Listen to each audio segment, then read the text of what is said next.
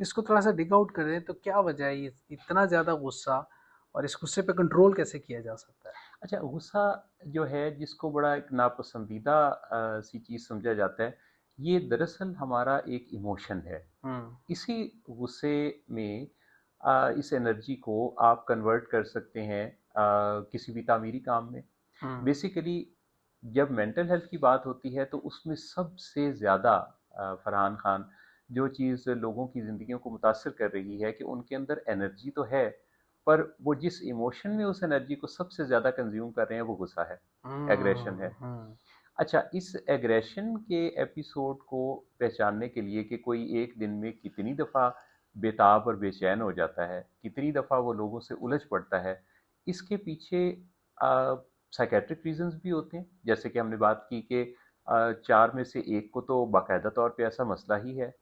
اور باقی جو لوگ ہیں وہ اگر اس چیز پر تھوڑا بات کرنا شروع کریں، سمجھنا شروع کریں، جیسے کہ میں ذاتی طور پہ سمجھتا ہوں کہ ہر روز کی بنیاد پر اس بارے میں بالکل ویسے ہی بات ہونی چاہیے جیسے ہم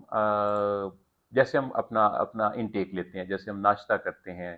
ہم کتنے سارے کام ہیں جو ہم روزانہ کرنا نہیں بھولتے، تو اسی طرح سے ہماری فزیکل ہیلتھ کا جیسے ہم خیال رکھتے ہیں یا بعض اوقات تو وہ بھی نہیں رکھتے، تو مینٹل ہیلتھ پر باقاعدہ مائنڈ فلنس کے ساتھ، ارادے کے ساتھ روزانہ کچھ کوشش کام کرنا، یہ بہت ضروری ہے۔ اچھا، جو سب سے زیادہ جو فکر مندی والی بات ہے وہ یہ ہے کہ سڑک کا معاملہ ہو، مارکیٹ ہو، آفیسز ہوں یا گھر ہوں، سب جگہوں پہ جب کوئی بڑے موجود ہوتے ہیں تو ان کے علاوہ چھوٹے انسان سے مراد چھوٹی عمر کے انسان بھی موجود ہوتے ہیں۔ اچھا، بچوں کے اندر اللہ تعالیٰ نے اتنی زیادہ زبردست کیپیبلٹی رکھی ہے سیکھنے کی کہ دنیا کا سب سے